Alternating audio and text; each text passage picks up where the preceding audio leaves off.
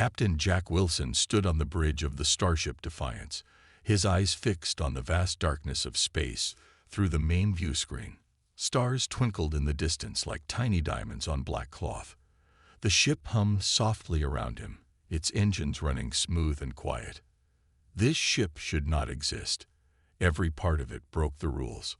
For 50 years, humans had lived under the strict laws of the two most powerful alien groups in the galaxy, the Crimson Lords who ruled the inner core worlds, and the Nova Lords who controlled the outer rim. Both alien powers had the same rule for humans. Stay small, stay weak, build nothing that could fight back. The Defiance broke all those rules. "Status report," Jack said, his voice firm but calm. His face looked tired, with lines around his eyes that showed years of worry.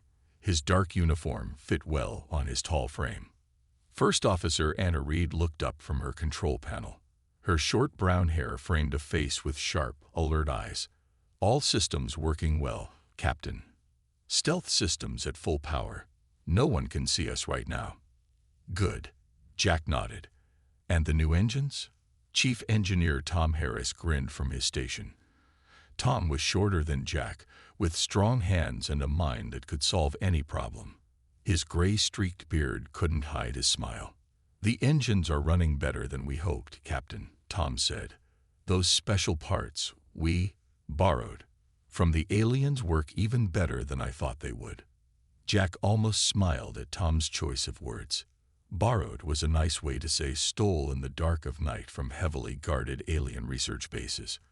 "How long until we reach the Vega checkpoint?" Jack asked.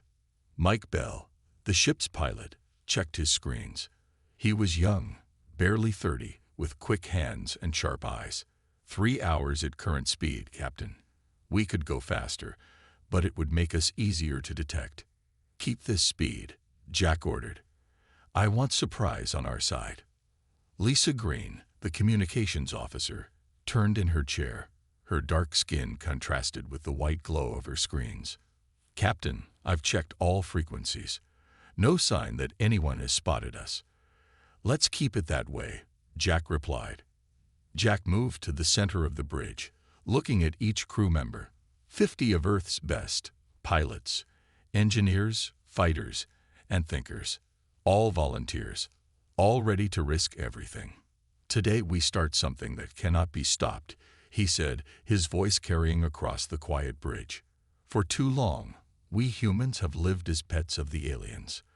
They call us a protected species. They say their rules keep us safe." His hands tightened into fists at his sides. "But we know the truth. Their rules keep us weak. They let us have small ships that can barely leave our own star system. They give us scraps of technology, but keep the best for themselves. They make us work in their mines and factories while they grow rich from our labor." Several crew members nodded, anger clear on their faces. "The Defiance changes everything," Jack continued. "This ship has weapons that can match theirs, shields they can't break easily, engines faster than they think possible for humans to build. We will show them that humans are not pets to be kept in a cage." Dave Moore, the intelligence officer, stood up from his station. He was thin and quiet, with eyes that missed nothing. "Captain, I've finished analyzing the patrol patterns at Vega checkpoint. There's a gap in their coverage every 6 hours. If we time our approach right, we can get very close before they spot us." "Good work, Dave." Jack turned to Anna. "Set condition yellow throughout the ship. I want everyone ready when we reach Vega." Anna nodded and touched her communication panel. "All sections, condition yellow. Prepare for possible contact in 3 hours." Jack returned to the main view screen, watching the stars. The plan was simple but dangerous. Vega checkpoint was a major control point where the Crimson Lords watched all ships entering their territory. The Defiance would reveal itself, disable, not destroy, the patrol ships, and broadcast their message to all human colonies. The message was simple. Humans would no longer obey rules that kept them weak. The Defiance would show what humans could build when they tried, and offer protection to any human world that wanted freedom. "Captain," Tom called from his station. I'd like to check something in the engine room. Some of the readings from the alien tech are unusual. Jack frowned. Unusual how? Small power fluctuations. Probably nothing, but I'd rather be sure. Go, Jack nodded. I want everything working perfectly when we reach Vega. As Tom left, Jack turned to Anna. What do you think our chances are? Anna thought for a moment before answering. The plan is good. The ship is strong. The crew is ready. She paused. But the aliens have ruled the galaxy for 1,000 years. They won't give up power easily. They won't have a choice, Jack said firmly. Once other humans see what we've done, they'll start to fight back too. One ship becomes 2, then 10, then a fleet. If we live that long, Anna said quietly. Jack smiled slightly. That's why we're not giving them time to prepare. Speed and surprise, Anna. Hit hard. Move fast. Never stay in one place long enough for them to gather their forces. The bridge fell silent as everyone focused on their work. Jack knew they were all thinking the same thing. They were 50 humans in one ship, about to challenge the 2 most powerful forces in the galaxy. The odds were not good, but humans had faced bad odds before. From the first time they left Earth in simple rockets, to the day they met aliens who looked down on them as primitives, humans had always fought against the limits others tried to place on them. In the quiet of his mind, Jack knew something no one else on the bridge knew. This mission was not just about showing strength or breaking rules. It was about a discovery made 10 years ago on a distant human mining colony, a discovery the aliens had worked hard to keep secret, a discovery that had made both the Crimson Lords and Nova Lords suddenly very interested in controlling every human world. Jack had seen the evidence with his own eyes. He knew why the aliens feared humans. And after today, the aliens would have good reason to be afraid. Captain, Lisa said suddenly, breaking the silence, I'm picking up a signal. It's strange. Jack turned sharply. Strange how? Lisa's fingers moved quickly over her controls. It's very weak, and it's not on any standard frequency, but it's definitely there. And she looked up, her eyes wide. It's coming from inside our ship. Jack felt a cold weight settle in his stomach. Can you locate it? Working on it now, but it's moving.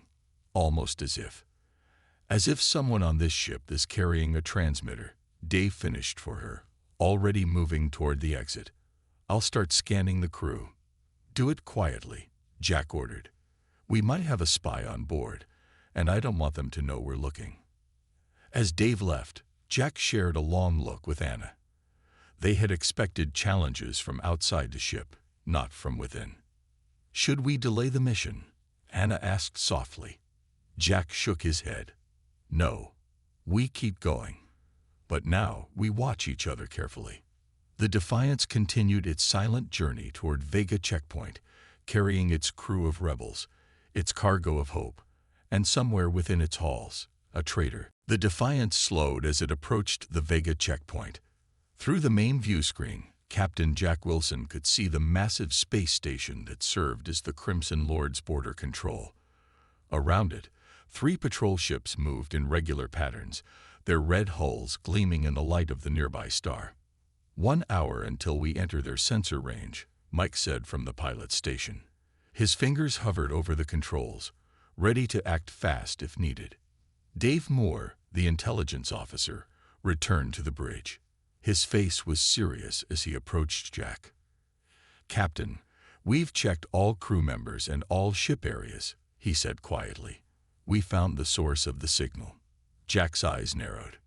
And it's not a person. It's a thing. Dave handed Jack a small data pad. One of the alien engine parts we borrowed has a hidden transmitter inside it. Very small, very hard to find. Can we remove it? Jack asked. Tom Harris, who had returned from the engine room, shook his head. Not without shutting down the engines completely. It's built into the core. Who is it sending signals to? Anna asked, joining the conversation. Dave looked troubled. That's the strange part. It's not sending to the Crimson Lords or any known communication relay. The signal is aimed toward the outer rim. The Nova Lords, Jack said, his voice hard. They're tracking us. This was bad news. The plan had been to deal with only the Crimson Lords at this stage. If the Nova Lords were also watching, things could get much more complicated. Should we turn back? Anna asked, keeping her voice low so other crew members wouldn't hear. Jack thought for a long moment, looking at the alien station ahead. No, we continue, but we changed the plan. He turned to face his officers. The Nova Lords are watching us. Fine. Let them watch. Let them see what we do to the Crimson Lords' patrol ships. He moved to the center of the bridge and raised his voice so all could hear. Listen carefully, everyone. We have a change of plans. The crew turned to look at him, their faces showing a mix of worry and determination. The Nova Lords know we're here. They've been tracking us through a hidden device in our engines. But we won't let that stop us. Jack's voice grew stronger. In fact, we'll use it to our advantage. He pointed to the view screen showing the checkpoint ahead. The Crimson Lords and Nova Lords have been enemies for centuries. They fight over territory, resources, and power. But they agree on one thing: keeping humans weak. Jack smiled, but there was no warmth in it. So let's show them both what humans can do. Lisa, prepare to broadcast on all frequencies, including Nova Lord channels. Mike, plot an attack course that will be visible to anyone watching from the outer rim. The bridge burst into activity as everyone prepared for battle. Weapons status? Jack asked. All weapons ready, Captain, replied the weapons officer. Targeting systems locked on the patrol ship's engines and weapons. We can disable them without destroying them. Shields. Shields at full power, Tom reported. The alien technology is working perfectly, even if it is spying on us. Jack nodded and sat in the command chair. All sections, battle stations. This is not a drill. Red lights flashed throughout the ship as crew members rushed to their positions. The Defiance moved forward, accelerating toward the checkpoint. They'd spotted us. Lisa called out, Crimson patrol ships are changing course to intercept. On the view screen, the 3 red patrol ships turned sharply, moving to surround the Defiance. They're hailing us, Lisa added, ordering us to stop and prepare for boarding. Ignore them, Jack ordered. Continue on course. The first shots came from the largest patrol ship, bright energy beams that flashed across space toward the Defiance. Shields holding, Tom reported as the ship shook slightly. They're testing us, not using full power yet. Return fire, Jack ordered. Disable their weapons first. The Defiance fired back, its weapons far stronger than the patrol ships expected from a human vessel. The first shots hit the lead ship's main gun, causing small explosions along its hull. Direct hit, the weapons officer called. Their forward weapons are offline. They're calling for reinforcements, Lisa reported. And she paused, listening to her headset. Captain, there's another signal, coming from the outer rim. Jack tensed. The Nova Lords are making their move. Before he could say more, a massive flash of light appeared at the edge of the system. A ship emerged, much larger than the patrol vessels, its dark blue hull marked with the symbols of the Nova Lords. Nova Lord battlecruiser, Dave exclaimed. That's their newest class of warship. It shouldn't even be in this sector. The bridge fell silent as everyone stared at the massive alien ship. It was at least 10 times the size of the Defiance, with weapons that could destroy them with a single shot. To everyone's surprise, the Nova Lord ship ignored the Defiance completely. Instead, it opened fire on the Crimson Lord patrol ships, destroying one instantly. What are they doing? Anna whispered, watching as the remaining patrol ships scrambled to flee. They're attacking their enemies while they're distracted with us, Jack said. Classic Nova Lord tactics. The second patrol ship exploded as the Nova Lord battlecruiser continued its attack. The third managed to turn and accelerate away, but laser fire caught its engines, leaving it drifting helplessly. "They're hailing us," Lisa said, her voice shaking slightly. "The Nova Lords want to talk." Jack exchanged looks with Anna. This was not part of the plan. "Put them on screen," he ordered. The view screen changed to show the bridge of the Nova Lord ship. In the center stood a tall alien figure. Unlike humans, the Nova Lords had metallic blue skin that seemed to shimmer with internal light. Their eyes were large and completely black, with no visible pupils. This one wore ornate armor that marked him as a high-ranking officer. "Human vessel," the alien said in a deep voice. "I am Admiral Krell of the Nova Lord fleet. Your actions today have proved interesting." Jack stood to face the screen. "This is Captain Jack Wilson of the independent human warship Defiance. We didn't come here for your help." Admiral Krell made a sound that might have been a laugh. "Help? No, Captain. We didn't come to help you. We came to evaluate you." "Evaluate?" Jack asked, keeping his face calm despite his confusion. "Yes." The alien's black eyes seemed to stare directly into Jack's soul. "For many years, we have watched humans struggle under Crimson Lord rules. We have seen your potential." The way he said potential made Jack's skin crawl. "What do you want, Admiral?" Jack asked directly. "An alliance," Krell replied. "The Crimson Lords grow too powerful. Together, we could balance the scales." Jack didn't trust this sudden offer for a second. And what would humans get from this alliance? Freedom to build ships like yours. Access to Nova Lord technology. Protection from Crimson Lord revenge. The alien's face remained unreadable. "You have one of your Earth days to consider our offer." The screen went dark as the Nova Lords cut the transmission. "They're moving away," Mike reported, heading back toward the edge of the system, but not leaving completely. Jack turned to his officers. "Opinions?" "It's a trap," Dave said immediately. "The Nova Lords have never shown interest in helping humans before. But they did just save us from those patrol ships," Lisa pointed out. "Only because it served their purposes to attack Crimson Lord ships," Anna countered. Jack looked back at the view screen, where the massive Nova Lord ship waited in the distance.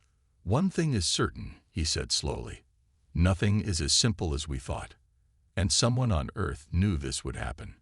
He turned to Dave. "Find out who helped us get those engine parts. I think they have a lot to explain."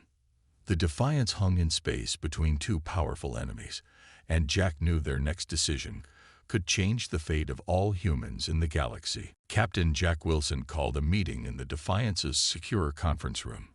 The ship was holding position at a safe distance from the Nova Lord battlecruiser, hiding behind a small moon to block any direct scans. Around the table sat his most trusted officers: Anna, Tom, Dave, Mike, and Lisa. Their faces showed worry and confusion after the unexpected events at the checkpoint.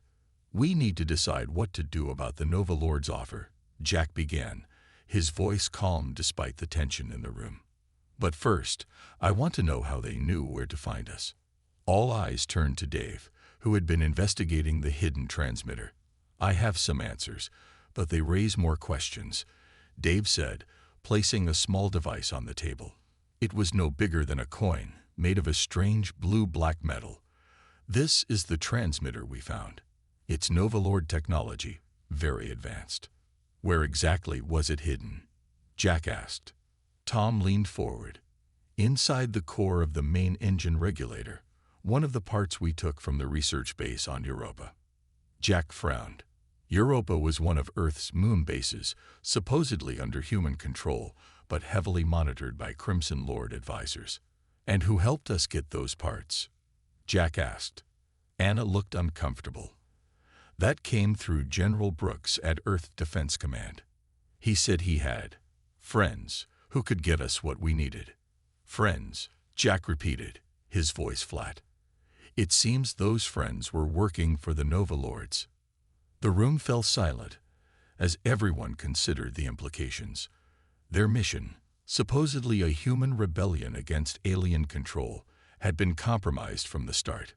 "There's more," Dave said, tapping on his datapad. "I've been analyzing communications from Earth over the past year. There's a pattern of messages between certain military officials and unknown sources, always heavily encrypted, always around the times when key decisions about the Defiance project were made.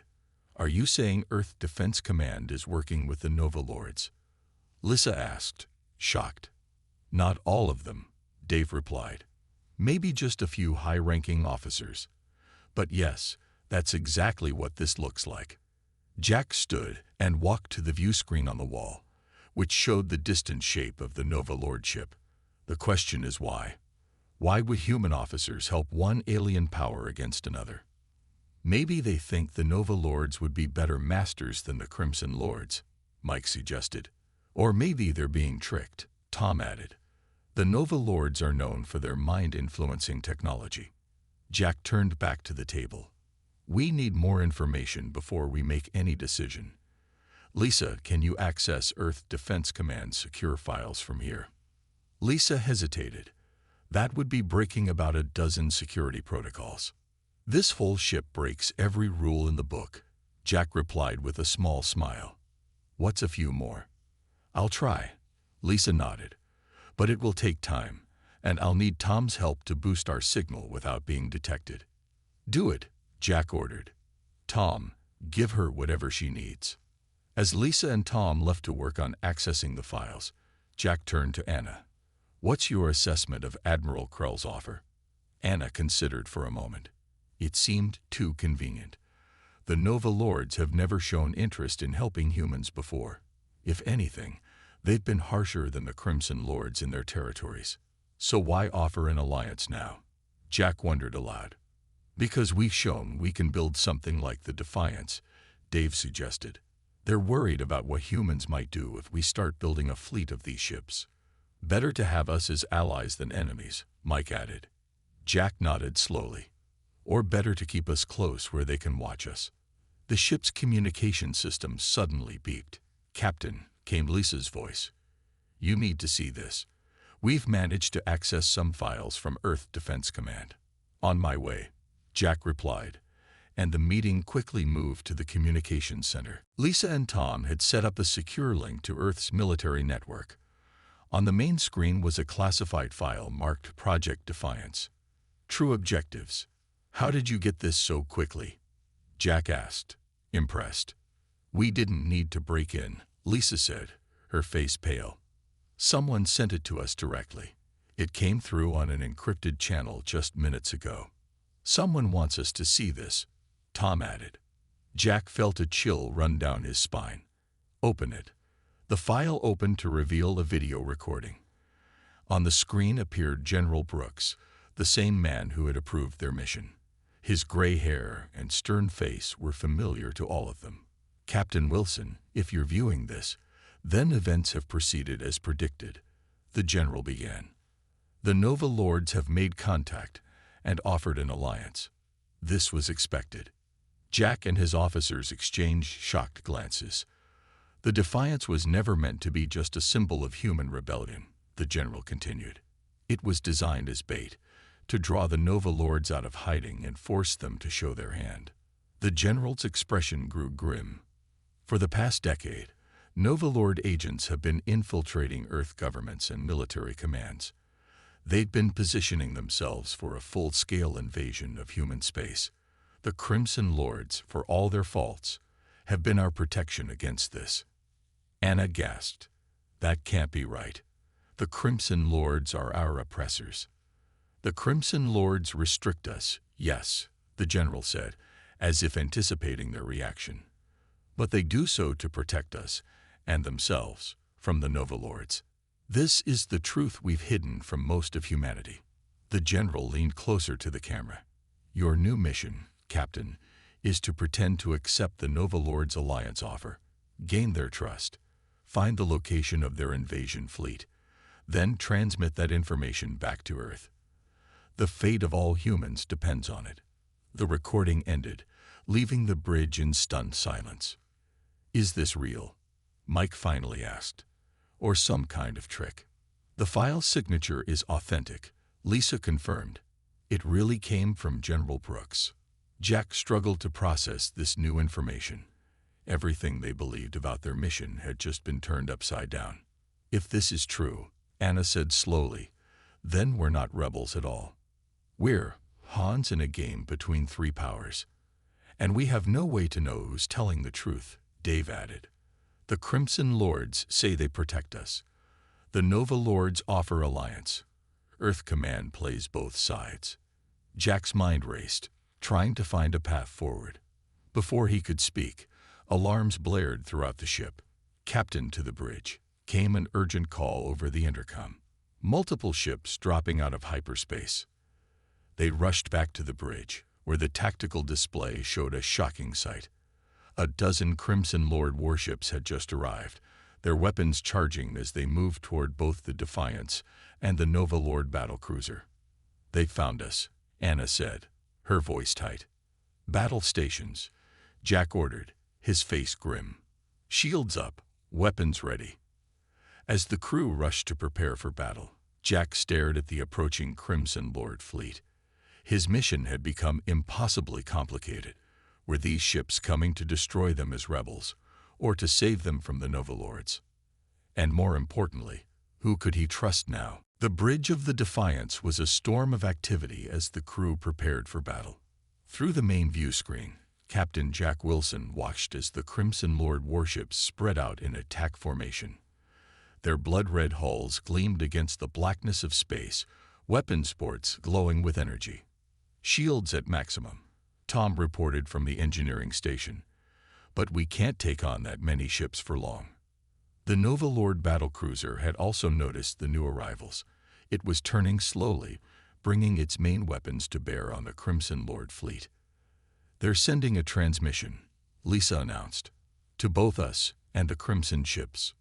Put it on screen, Jack ordered. Admiral Krell's metallic blue face appeared once more. Crimson Lord vessels, this is a violation of treaty. This system falls under the Neutral Zone Agreement. A new face appeared on the screen, a Crimson Lord commander. Unlike the Nova Lords, the Crimson Lords had reddish-orange skin, with ridge-like patterns across their faces. Their eyes were small and golden. Your presence violates the treaty first, Nova Lord, the Crimson commander replied. Your battlecruiser is far from your territory. As is the human vessel, Admiral Krell countered. We are simply escorting it back to proper space. Jack could feel the tension building. Both alien fleets were looking for an excuse to attack the other, with the Defiance caught in the middle. Captain, Anna whispered from beside him. What do we do now? It was a good question. If General Brooks was telling the truth, the Crimson Lords were actually protecting humans from Nova Lord invasion plans. But everything Jack had seen in his life showed the Crimson Lords as oppressors. Who was telling the truth? We need time to think, Jack said quietly. Lisa, open a channel to both commanders. When the connection was ready, Jack stepped forward. This is Captain Wilson of the independent human vessel Defiance. We have no quarrel with either of your fleets today. We are simply passing through on our way to the Proxima system. Proxima was a small star system with a human colony, far from their actual planned route. Jack hoped the lie might buy them time. The Crimson commander's golden eyes narrowed. Your ship violates multiple treaties, human. You will power down and prepare to be boarded. The human vessel is under Nova Lord protection, Admiral Krell interrupted. Any attempt to board will be considered an act of war. Jack saw his opening.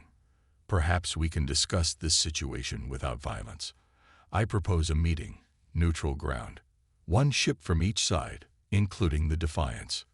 Both alien commanders looked surprised at the suggestion. After a moment, the Crimson Lord spoke first. There is a small outpost on the fourth planet of this system.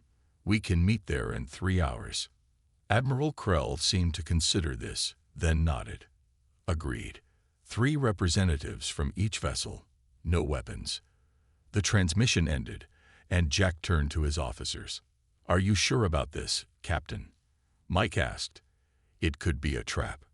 Everything about this situation is a trap, Jack replied grimly. But this gives us time to think and learn more before we commit to any side. Who will go to this meeting? Anna asked.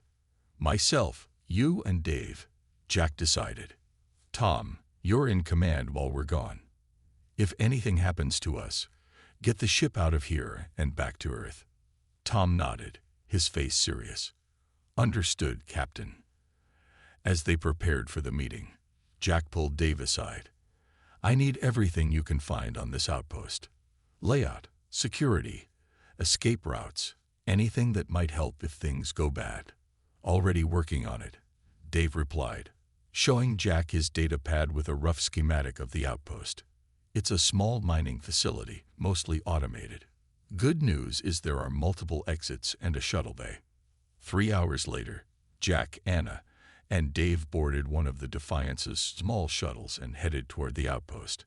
The rocky planet below them was gray and lifeless, with thin atmosphere and low gravity. Remember, Jack told his officers as they approached the landing pad, trust no one completely. Not the Nova Lords, not the Crimson Lords, and not even Earth Command at this point. We listen, we learn, but we commit to nothing.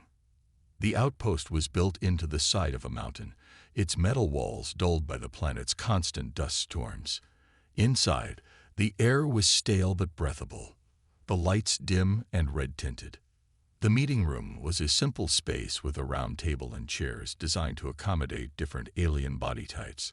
The Crimson Lords arrived first, their commander and 2 officers, all wearing ceremonial armor that gleamed even in the poor light. I am Commander Vex of the Crimson Enforcement Fleet. The leader introduced himself. His voice had a strange clicking quality to it. This situation is highly irregular. So is a dozen warships showing up without warning, Jack replied calmly. Before Commander Vex could respond, the door opened again, and Admiral Krell entered with 2 Nova Lord officers. The room felt instantly colder in their presence. Now that we're all here, Admiral Krell said smoothly, perhaps the human captain can explain why his vessel is equipped with weapons that violate 17 different treaty provisions. Perhaps you can explain why you've been infiltrating Earth governments, Jack countered, watching the alien's reaction carefully. A flicker of surprise crossed Admiral Krell's face before his expression became unreadable again. Baseless accusations, he said. We have maintained the treaty agreements for a century. Commander Vex made a sound that might have been a laugh. Lies. We have tracked your agents across human space for years. Your invasion plans are clear. If anyone plans invasion, it is the Crimson Lords, Admiral Krell responded. Why else maintain such restrictions on human technological development? You fear them. Jack watched the 2 aliens argue, noting the genuine hatred between them. Whatever game was being played here, the conflict between these 2 powers was very real. If I may, Anna interrupted the aliens. Both your peoples have controlled human space for generations. Both claim to protect us while limiting our growth. Why should we trust either of you? Both alien commanders turned to look at her, seeming surprised that a human would speak so directly. Because without our protection, Commander Vex said slowly, you would have faced the Harvesters long ago. Jack felt a chill at the unfamiliar term. The Harvesters. What are they? The room fell silent. The aliens exchanged glances, as if realizing they had said too much.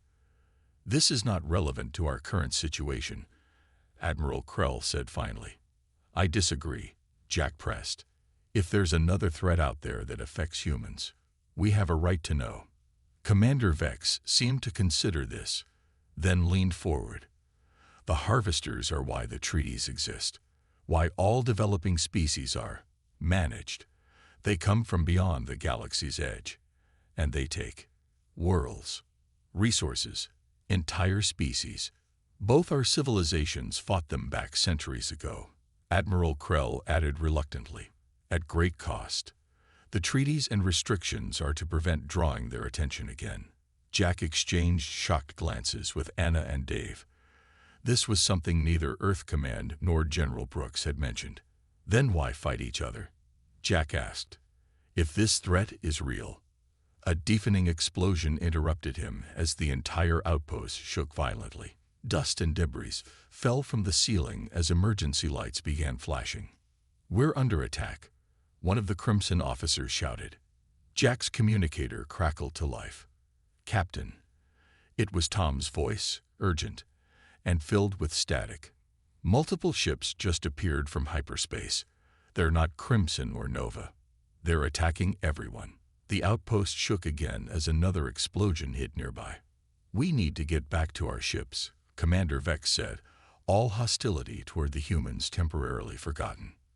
As they rushed from the meeting room toward the landing pads, Jack caught a glimpse through a viewport of the battle raging in orbit. Strange ships of a design he'd never seen before were firing on both fleets. They were dark gray, almost black, with shapes that hurt the eyes to look at directly. "Are those," he began. "Harvesters," Admiral Krell confirmed, his voice grim. "They have returned, and your ship may have drawn their attention." The ground shook beneath them as Captain Jack Wilson, Anna, Dave, and the alien commanders raced through the corridors of the outpost. Dust and small rocks fell from the ceiling with each new explosion. "This way to the landing pads," Commander Vex called, taking the lead. The Crimson Lord moved quickly despite his heavy armor. Jack's communicator crackled again. "Captain, it's Tom. The situation is getting worse. Those new ships, they're like nothing I've ever seen. They're cutting through both fleets like they're nothing." "What about the Defiance?" Jack asked as they ran. "Still in one piece, but we've taken some hits. These harvester weapons, they don't just damage the ship, they seem to eat through the shield somehow." They reached a junction where the corridor split in 3 directions. Admiral Krell pointed to the right path. "The landing pads are that way." Just as they turned, a massive explosion rocked the entire outpost. The ceiling collapsed ahead of them, blocking their path with rubble. "That was the landing pad section," one of the Nova Lord officers said, checking a device on his wrist. "All ships destroyed." "We're trapped," Anna said, looking around at the dust-filled corridor. Commander Vex shook his head. "There is another way. This outpost has an emergency shuttle bay on the lower level. For the miners." "Then that's where we go," Jack decided. "Lead the way." As they navigated deeper into the outpost, Jack pulled Admiral Krell aside. "You knew these harvesters would return eventually. Why keep humans in the dark? Why not let us prepare?" The Nova Lord's black eyes revealed nothing. "Preparation requires advanced technology. Advanced technology draws their attention. Better to keep developing species primitive and unnoticed." "Well, that clearly didn't work," Jack replied bitterly. "They're here now." They descended a narrow staircase to the lowest level of the outpost. The air was stale and cold, the emergency lights casting everything in a dim red glow. "Through here," Commander Vex said, pointing to a heavy door marked with mining symbols. The shuttle bay was small, with a single short-range transport ship sitting on the pad. It didn't look like much. A basic box shape with minimal engines and no weapons. But right now, it was their only hope of escape. "Will that thing hold all of us?" Dave asked, eyeing the small craft. "It will be tight," Commander Vex admitted, "but it should reach orbit." As they prepared to board, Jack noticed Admiral Krell and his officers hanging back, speaking quietly in their own language. "Is there a problem?" Jack asked. Admiral Krell turned to him. "We have been considering our options.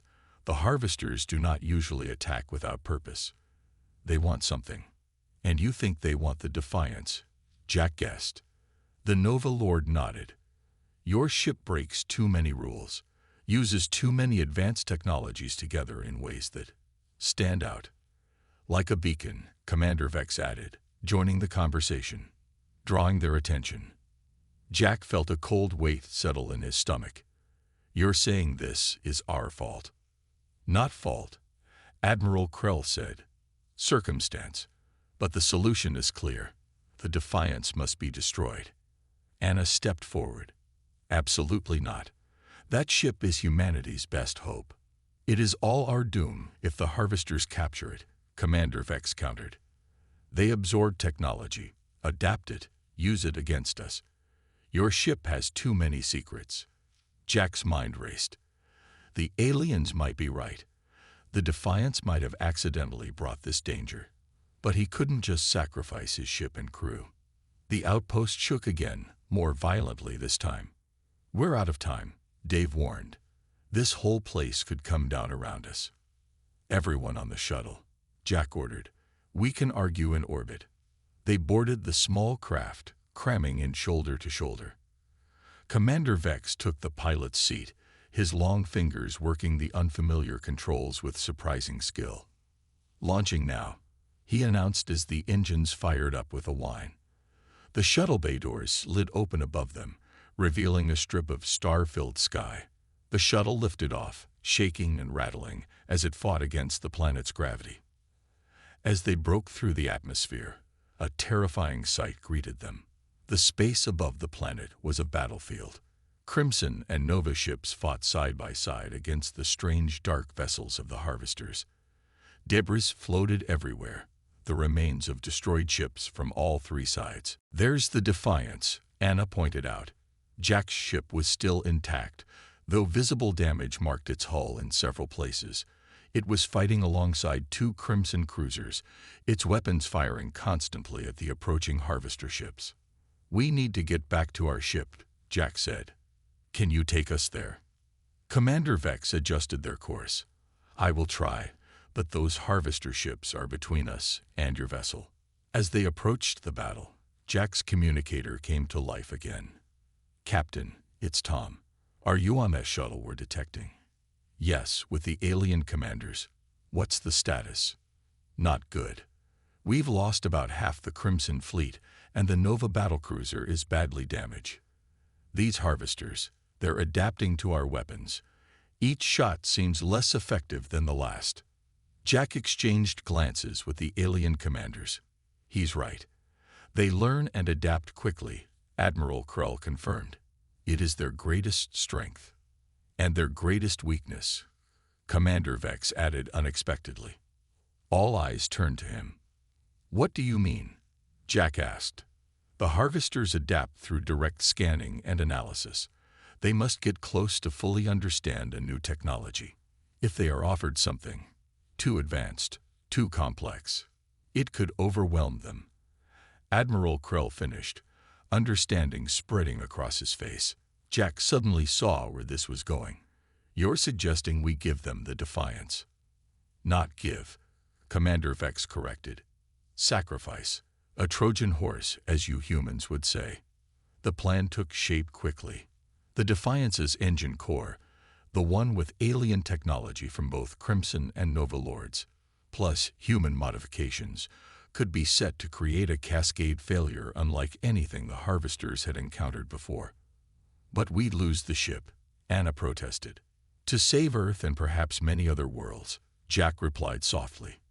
It's a fair trade. As they approached the Defiance, dodging debris and energy blasts, Jack contacted Tom again to explain the plan. We can set the engine core to overload in a very specific way. Tom confirmed after hearing the idea.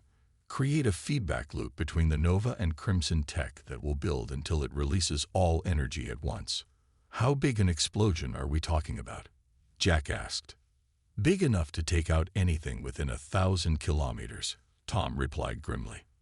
We'll need to evacuate the crew and get clear. Start the evacuation now, Jack ordered. We'll be there in 5 minutes. The shuttle docked with the Defiance amid the chaos of battle. As Jack entered the bridge, he found the crew already preparing to abandon ship, gathering essential data and equipment. The engine modifications are complete, Tom reported. The overload sequence is ready to activate. Jack nodded. How long do we have? 10 minutes from activation.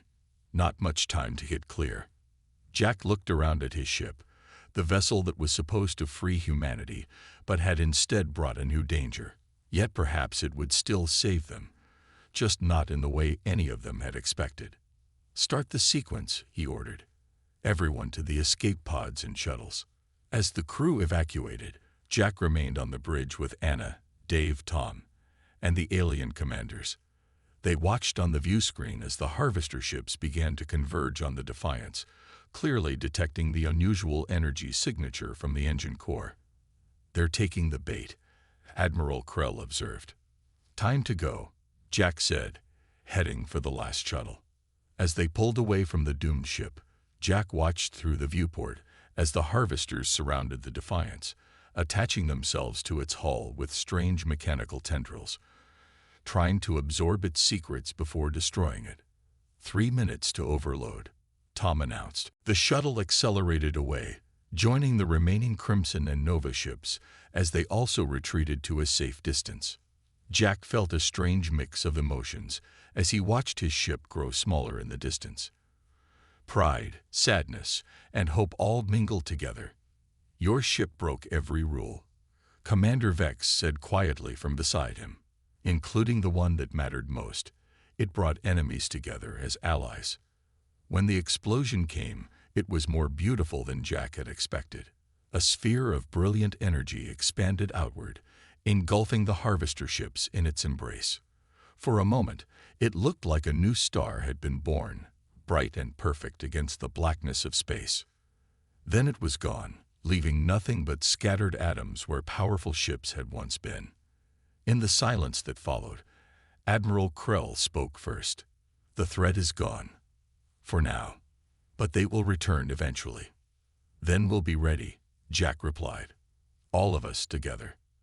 For the first time, neither alien commander disagreed.